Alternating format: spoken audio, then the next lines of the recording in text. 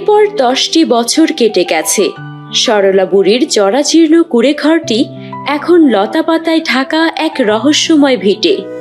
সেই ছোট্ট শিশু দুঃখী এখন 10 বছরের এক চঞ্চল কিশোরী। তার বড় বড় মায়াবী চোখ আর লম্বা কুচকুচে কালো চুল যেন শ্মশানের গভীর অন্ধকারের কথা বলে। তার গলার সেই নীল পাথরের লকেটটি আগের চেয়ে উজ্জ্বল হয়ে উঠেছে, যা থেকে রাতে হালকা আভা বের হয়। গ্রামের মানুষ তাকে দেখে ভয়ে দূরে সরে থাকে। কেউ বলে সে অলক্ষী, কেউ বলে সে অপয়া, কিন্তু কেউ জানে না তার প্রতিটি পদক্ষেপে অদৃশ্য এক ছায়া তাকে 24 ঘন্টা পাহারা দেয়। বটগাছের মগডালে পা ঝুলিয়ে বসে ছায়াবতী নিজের কুঁড়েঘরটির দিকে তাকিয়ে আছে।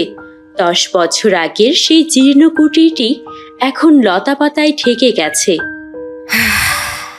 10টা বছর চোখের পলকে কেটে গেল, অথচ মনে হয় এই তো সেদিন হাড় কাঁপানো শীতে ওই ছোট্ট শিশুটাকে শ্মশানের এক কোণে পড়ে থাকতে দেখে কুড়িয়ে পেয়েছিলাম। এরপর তার স্মৃতিতে ভেসে ওঠে 5 বছর আগে দুঃখী একবার বনের গভীরে হারিয়ে গিয়েছিল। এক বিশাল কেউটে সাপ ফনা তুলেছিল তাকে দংশন করার জন্য।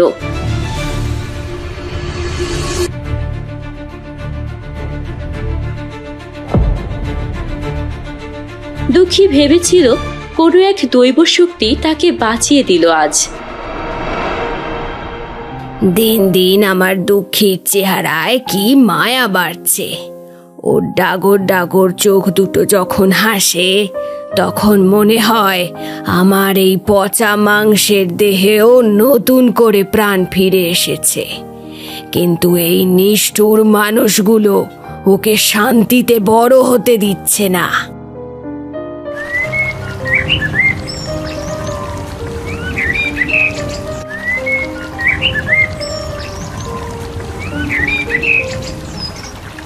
হঠাৎ নিচের দৃশ্য দেখে ছায়াবতীর চোখ আগুনের মতো জ্বলে ওঠে। গ্রামের একদল ছেলে দুঃখীকে ঘিরে ধরেছে। মোড়লের ছেলেটা একটা ধারালো পাথর ছুঁড়ে মারল দুঃখীর দিকে।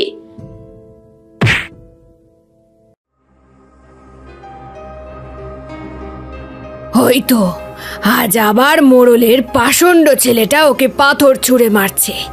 দরদর করে রক্ত বেরোচ্ছে ওর ফর্সা কপাল বেয়ে। আহারে আমার অবুঝ খুকি, ইচ্ছা করছে এখনই নিচে গিয়ে ওই নর পশুগুলোর ঘর মুটকে দিই। ওদের কলিজার তাজা রক্ত দিয়ে দুঃখীর পায়ের ধুলো ধুইয়ে দিই, তবেই আমার পিশাচি আত্মা শান্তি পাবে। কিন্তু ছায়াবতী গাছের ডাল আঁকড়ে ধরে নিজেকে সামলায়। সে জানে সে নিচে নামলে তার সব পরিকল্পনা মাটি হয়ে যাবে। না ছায়াবতী, এটা করা যাবে না। নিজেকে সামলাতে হবে। দুঃখী যদি কোনোদিন আমায় এই বিভৎস কঙ্কালসার রূপে দেখে ভয়ে জ্ঞান হারায়, তখন কি ও কোনোদিন বুঝবে এই কুৎসিত পচা চামড়ার নিচে ওর জন্য কতটা দরদি প্রাণ কাঁদে? ঘোর পেঁচির সেই অভিশপ্ত বাণী কি তবে সত্যি ভুলে যাবে? দুঃখী কি আমায় ঘৃণা করবে? মানুষের রক্তের সেই বেঈমানি আর নিষ্ঠুরতা কি ওর কোমল মনেও একদিন বাসা বাঁধবে? স্মৃতিতে ভেসে ওঠে দুঃখীর সেই ছোটবেলা, যখন সে ছায়াবতীর পচা কালো আঙুল চুষে পরম তৃপ্তিতে ঘুমাতো। না, আমি তা হতে দেব না। ওর শরীরে আমার শ্মশানের তেজ আছে, ওর উজ্জ্বল চোখে আমার তেজদীপ্ত আগুন আছে। ও মানুষ হয়েও সাধারণ মানুষের মতো নয়। ও আমার পিশাচি কন্যা। যতদিন এই জাদুময় নীল লকেট ওর গলায় আছে, কোনো অশুভ শক্তি বা শয়তান ওর চুলের ডগা পর্যন্ত ক্ষতি করতে পারবে না। ওটা শুধু একটা পাথর নয়, ওটা আমার অভিশপ্ত আত্মার এক টুকরো ছায়া। ঠিক তখন দেখা গেল মোড়লের ছেলে পাথর মারতে গেলে নীল লকেট থেকে এক তীব্র জ্যোতি ঠিকরে বেরোলো। মোড়লের ছেলে দূরে ছিটকে পড়ল আর সকলেই ভয় পেয়ে সেখান থেকে দৌড়ে পালিয়ে গেল। ওই দেখো, আমার কিচ্ছু করতে হলো না, লকেট একাই ওর কাজ করছে। তবুও আমার মন যেন কেমন করছে। দুঃখী ইদানিং নিজের আসল পরিচয় জানতে চায়। ওই সরলা বুড়ি দাদি আর কতক্ষণ সত্যিটা গোপন রাখতে পারবে? ওর রক্তে যে আদিম আগুনের টান, তা তো একদিন আগ্নেয়গিরি হয়ে ফাটবেই। আগামী দিনগুলো বড় কঠিন হতে চলেছে আমাদের জন্য। আমায় এখন আগের চেয়েও অনেক বেশি সতর্ক থাকতে হবে। ঘোর পেঁচে নিশ্চয়ই প্রতিহিংসার আগুনে জ্বলছে, আর আড়ালে বসে ওর বিষাক্ত দাঁত ধার করছে। হে ঘন বনভূমি, হে শ্মশানের চিরন্তন প্রেতাত্মারা, তোমরা সাক্ষী থেকো। এই মানুষ কন্যাই আমার অস্তিত্ব। ওকে যদি কেউ ভুল করেও ছুঁতে চায়, তবে তাকে আগে এই ছায়াবতীর কঠিন কলিজা ছিঁড়তে হবে।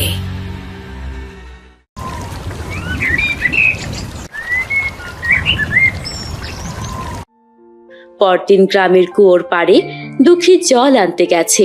সেখানে গ্রামের মহিলারা তাকে দেখে টিটকারি দিচ্ছে। দুঃখী একলা মনে কলসি ভরছে। ওই দেখ, অপয়া মেয়েটা আবার ভর দুপুরে কুয়োর কাছে এসেছে। ওর অশুভ ছায়া মারালেও তো গৃহস্থের ঘরে 7 পুরুষের অমঙ্গল হয়। মোড়লগিনি ঠিকই বলেছে, এই মেয়েটা কোনোদিন মানুষের পেটের সন্তান হতে পারে না। শ্মশান থেকে কোনো অভিশপ্ত আপদ উড়ে এসে ওই সরলা বুড়ির ঘরে জেকে বসেছে। আমি তো আপন মনে জল নিতে এসেছি গো কাকিমা, কারো কোনো ক্ষতি তো করিনি। তবে কেন রোজ আমায় তোমরা এইসব কথা বলে কষ্ট দাও? দেখ দেখ, আবার বড়দের মুখে মুখে কথা বলা হচ্ছে।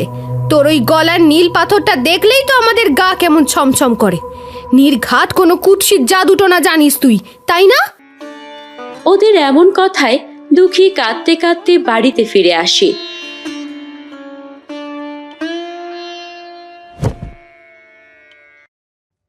ও দাদি, দাদি গো, আমি কি কোনো অভিশপ্ত মেয়ে? তাহলে সবাই আমাকে দেখে কেন কটু কথা বলে? কেন সবাই আমায় দেখে দরজা বন্ধ করে দেয়? আমি কি খুব খারাপ মেয়ে? না রে আমার পাগলি বুবু, তুই তো আমার জরাজীর্ণ ঘরের অমূল্য লক্ষ্মী। ওই মুখ পোড়া লোকেদের কথায় একদম কান দিস না, ওরা তোকে চেনে না যে। দাদি, গ্রামের ওই বাদুর ছেলেরা বলে আমার মা নাকি এক ভয়ঙ্কর ডাইনি ছিল। আমার মা সত্যি কোথায় আছে দাদি? তুমি কি জানো? তুমি তো বলেছিলে আমার মা আকাশ থেকে নক্ষত্র হয়ে সারা রাত আমায় দেখে। হ্যাঁ রে বুবু, তোর মা আকাশের সেই উজ্জ্বল ধ্রুব তারা। তুই যখন গভীর ঘুমে থাকিস, তখন সে স্বর্গ থেকে নেমে এসে তোকে ডানা মেলে পাহারা দেয়। তোর কোনো ভয় নেই বুবু। কিন্তু এই নীল আলোর লকেটটা কেন জ্বলজ্বল করে আমার গলায়? মাঝে মাঝে কেন যেন মনে হয় ওই বনের বিশাল বটগাছটা থেকে কেউ আমায় নিজের নাম ধরে ডাকছে। ওসব তোর মনের ভুল রে বুবু। তুই তাড়াতাড়ি ঘরে আয়, তোর জন্য টাটকা ইলিশ মাছ নুন হলুদ মাখিয়ে ভেজে রেখেছি। এত সুন্দর মাছ কোথায় পেলে দাদি? আমাদের তো 1 পয়সাও রোজগার নেই, চাল কেনার টাকাও তো জোটে না।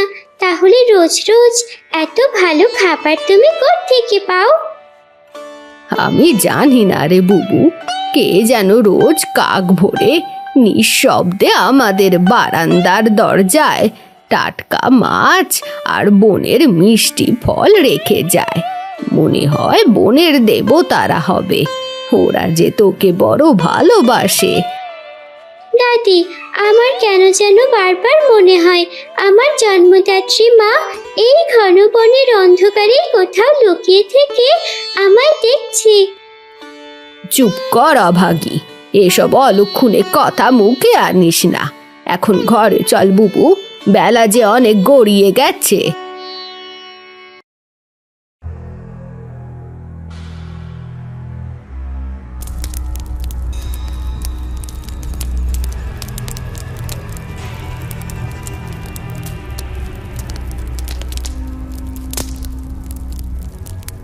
তান্ত্রিকের সাথে শলা পরামর্শ করছে। ঘোরপেচির চোখ এখনো আগুনের মতো জ্বলছে। শোন রে তান্ত্রিক, 10 বছর ধরে ওই হতচ্ছাড়ি ছায়াবতী ওই মানুষের বাচ্চাকে নিজের প্রাণের চেয়েও বেশি ভালো করে আগলে রেখেছে। আমার দেওয়া সেই ভয়ঙ্কর অভিশাপ সফল হওয়ার সময় একদম কাছে চলে এসেছে। ওই মেয়েটার গলায় নীল লকেটটা ঝকঝক করতে দেখেছিস তো? ওটাই ছায়াবতীর আসল প্রাণ ভোমরা। হ্যাঁ, লকেটটা তো খুব সাধারণ কোনো গয়না মনে হচ্ছে না। ওতে শ্মশানের অতি প্রাচীন এবং রহস্যময় শক্তি লুকোনো আছে। ঠিক ধরেছিস তান্ত্রিক। ওই লকেটটা একবার যদি কোনোভাবে ওর গলা থেকে খুলে নেওয়া যায়, তবে ওই ছায়াবতী মুহূর্তেই আগুনের তাপে ছাই হয়ে মিশে যাবে। কিন্তু ওই খুঁচি মেয়েটার কাছে আমি পৌঁছবো কি করে ঘোরপেচি? ছায়াবতী নিশ্চয়ই সারাক্ষণ ছায়ার মতো আশেপাশে পাহারা দিচ্ছে। তুই এক সিদ্ধ পুরুষ সাধু সেজে ওই গ্রামে যা। গ্রামের মানুষের মনে এমনিতেই মেয়েটার নামে প্রচুর বিষ জমে আছে। তুই তোর কথার জাদুতে সেই বিষটাকে আরো উস্কে দে।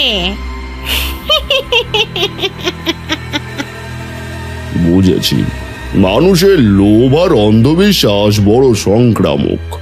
তখন আমি ওই অবুঝ মেয়েকে বলবো যে লকেটটা দিলেই সে সারা গ্রামের মানুষের ভালোবাসা স্নেহ পাবে। মানুষ জাতটা বড়ই বিচিত্র আর অদ্ভুত। ক্ষণস্থায়ী মায়া আর মিথ্যে ভালোবাসার টানে অবলীলায় নিজের রক্ষা কবচ খুলে তোর হাতে তুলে দেবে। আর যদি কোনোভাবে মেয়েটা বুঝতে পেরে লকেট না দেয়, তখন আমি ঠিক কি করব? তখন তুই পৈশাচিক জোর করবি। আমি অন্ধকার থেকে তোকে আমার সমস্ত আসরিক শক্তি দিয়ে সাহায্য করব। ছায়াবতীকে এবার আমি পৃথিবী থেকে মুছে ফেলবই। তাহলে আজ রাতেই আমি শ্মশানে কাল ভৈরবীর রক্তমুখে পুজো দেব। কাল সকালেই আমার জাদু খেলার কাজ শুরু হবে।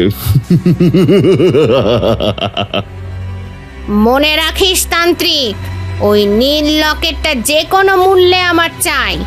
আর ওই আপদ মেয়েটাকে দিয়ে তুই যা খুশি করিস, তাতে আমার কিচ্ছু যায় আসে না। তুই একদম নিশ্চিন্ত থাক পিশাচি। কাল বিকেলে রক্তিম সূর্য ডোবার আগেই ছায়াবতী শ্মশানের ছাই হয়ে বাতাসে মিশে যাবে। এটা আমার ওয়াদা।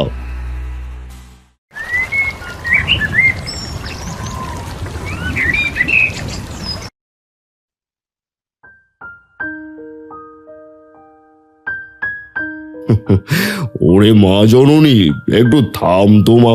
1 মিনিট দাঁড়া। তোর গলার এই অদ্ভুত নীল লকেটটা কিসের রে মা? এটা আমার দাদি আমায় অনেক শখ করে পরিয়ে দিয়েছে। কেন বাবা, আপনার চোখে কি কোনো বিপদ সংকেত ভাসছে? হায় হায়, এ তো কোনো সাধারণ লকেট নয় রে মা। এ তো সাক্ষাৎ শয়তানের নজর। তুই কি জানিস এই অভিশপ্ত পাথরের বিষাক্ত প্রভাবে তোর দাদি দিন দিন অসুস্থ হচ্ছে? কি সর্বনাশা কথা বলছেন আপনি? দাদি তো আমার সাথেই সকালে কথা বললো। দাদি তো একদম সুস্থ আছে। বাইরে থেকে সুস্থ দেখালেও তার ভেতরের প্রাণবায়ু শুকিয়ে আসছে। এই অভিশপ্ত নীল পাথর তোর দাদির আয়ু তিলে তিলে চুষে নিচ্ছে, ছায়াবতীর ভান্ডার ভরছে। তুই যদি সত্যি চাস তোর আপন দাদি আরো অনেক বছর বেঁচে থাকুক, তবে অকাল মৃত্যুর হাত থেকে বাঁচতে এখনই ওটা আমার হাতে দে। আমি এটাকে গঙ্গা জলে ধুয়ে মন্ত্রপুত করে পবিত্র করে দেব। কিন্তু দাদি আমায় খুব কড়া করে বলে দিয়েছেন এটা যেন কোনোদিন ভুল করেও গলা থেকে না খুলে। তোর দাদি তো আর জানতো না এটা আসলে কোনো ডাইনির নজর লাগা পাথর। তুই এটা খুলে আমায় দিলেই দেখবি গ্রামের সব লোক তোকে বুকে টেনে নেবে, কেউ আর ঘৃণা করবে না। সত্যি কি সবাই আমায় নিজের মেয়ের মতো ভালোবাসবে তখন? আমি কি গ্রামের অন্য সব সাধারণ কিশোরীদের মতো হাসি খুশি জীবন পাবো? অবশ্যই পাবি রে মা। এই অশুভ পাথরটাই তোকে মানুষের সমাজ থেকে আলাদা করে রেখেছে। এটা খুলে ফেললে তুই এক নতুন জীবন পাবি। আচ্ছা ঠিক আছে, দাদির অমূল্য জীবনের চেয়ে আমার এই পাথর বড় নয়। নিন বাবা, আপনি এটাকে দয়া করে পবিত্র করে দিন। হ্যাঁ মা, একদম দেরি করিস না, তাড়াতাড়ি খোল। এই তো আর একটুখানি। খবরদার দুঃখী, এখনই হাত সরা ওখান থেকে। পিশাচের মায়ায় খুলিস না ওটা। কে কে কে কে অশরীর হয়ে এখানে কথা বললো? মা দুঃখী, ওসবের দিকে কান দিস না, ও তোর শত্রু। তাড়াতাড়ি লকেটটা খোল বলছি। কে যেন ঠিক আমার কানের কাছে এসে বলল বাবা, মনে হলো আমার অনেক চেনা কেউ আর্তনাদ করছে, আমার সাবধান করছে। ওটা বনের পথভ্রষ্ট ভূতের ডাক রে মা। তুই ওর কথায় বিভ্রান্ত হোস না। লকেটটা আমায় দিয়ে তোর বুড়ো দাদির প্রাণ রক্ষা কর। শয়তান তান্ত্রিক, তোর এত বড় ধৃষ্টতা যে আমার পবিত্র আমানতে হাত দিস!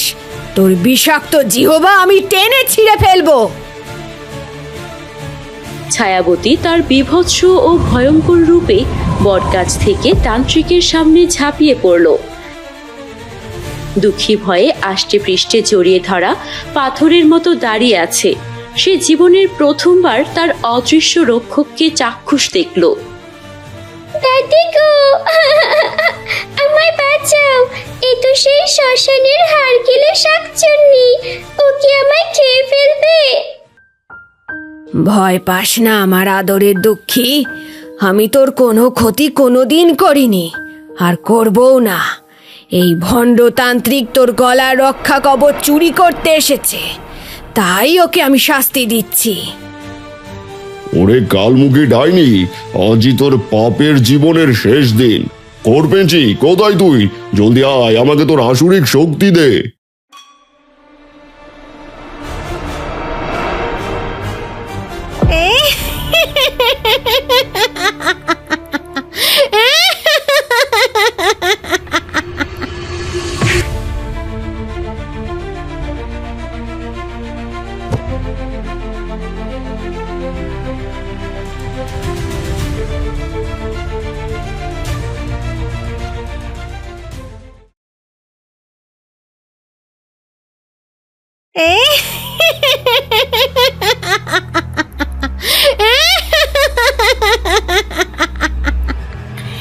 ছায়াবতী, তোর এই অন্ধ মায়াই আজ তোকে কবরে পাঠাবে।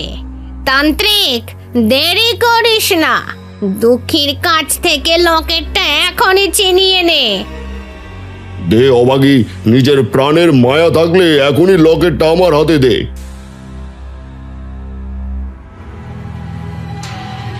দুঃখী, তুই এখান থেকে পালা মা। লকেটটা ভুলেও ওই শয়তানের হাতে দিস না, ওটাই তোর জীবন আর আমার অস্তিত্ব। তুমি কেন বারবার আমায় বাঁচাতে নিজের প্রাণ বিপন্ন করছো পিশাচি? কেন তুমি এভাবে মরতে বসেছো সামান্য এক মানুষের বাচ্চার জন্য?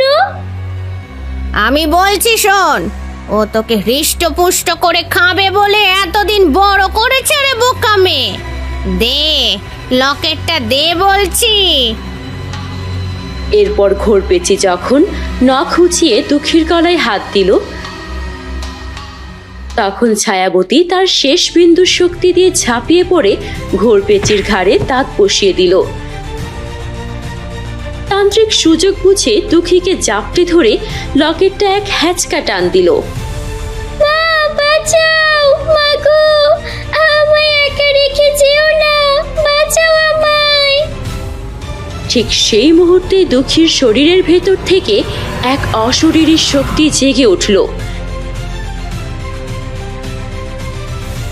এবং লকেট থেকে এক তীব্র নীল অগ্নিকুণ্ড বিচ্ছুরিত হলো।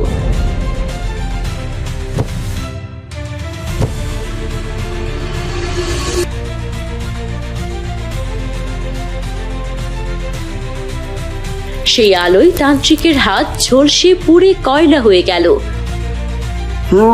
বাবারে, এ কি লেলিয়ান আগুন! এ তো কোনো সাধারণ পাথর নয়, এ তো সাক্ষাৎ দৈব শক্তি। দুঃখী, তুই আমায় সত্যি কি মা বলে ডাকলি? এই পিশাচি কি তবে সার্থক হলো আজ? হ্যাঁ মা, আমি আজ সব ধোঁয়াশা বুঝেছি। দাদি ঠিকই বলতো, আমার মা তারা হয়ে আমায় দেখে। তুমি তো আমার সেই অদৃশ্য মা, আমি সেটা বুঝে গেছি। আজ তুই মায়ার জালে জিতে গেলি ছায়াবতী, কিন্তু বাঘের ঘরে হরিণের বাসা কোনোদিন টিকবে না। দুঃখী যেদিন আরো বড় হবে, সেদিন ও নিজেই তোকে চিতা সাজিয়ে পুড়িয়ে মারবে, দেখে নিস। ও যদি আমায় মারতেও চায়, আমি পরম শান্তিতে হাসতে হাসতে মরবো রে ঘোরপেছি। কারণ আজ আমি কান ভরে জীবনের সেরা ডাক, মা ডাক শুনেছি রে। ঠিক তখন সরলা দাদি পুকুর পাড়ে ঊর্ধ্বশ্বাসে ছুটে এলেন। তিনি এসে দেখলেন এক বীভৎস পিশাচি আর এক কিশোরী পরম মমতায় একে অপরকে জড়িয়ে ধরে কাঁদছে। তো বন্ধুরা, দুঃখী এখন তার আসল পরিচয় আর তার শাকচুন্নি মা সম্পর্কে জেনে গেছে। কিন্তু নিষ্ঠুর এই গ্রামের মানুষ কি এক শাকচুন্নির পালিত কন্যাকে আদৌ মেনে নেবে? ঘোরপেচি কি আবারও কোনো ভয়ঙ্কর প্রতিহিংসা নিয়ে ফিরে আসবে? আর ওই রহস্যময় নীল লকেটের ভেতরে কার পবিত্র আত্মা বন্দী আছে? জানতে হলে অপেক্ষা করুন পরবর্তী রোমাঞ্চকর পর্বের জন্য। কমেন্টস করে জানান, আপনি কি দুঃখীর পরবর্তী মহাযুদ্ধের কাহিনী দেখতে চান?